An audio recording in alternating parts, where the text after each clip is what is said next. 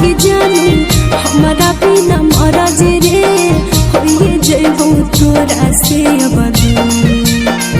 लागे गेलो हरा भी जानू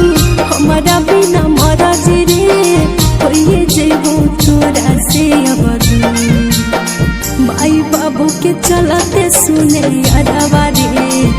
यो हमें बड़ी मजबूर माई बाबू के चलते सुने अरवा रे यो हमें बड़ी मजबूर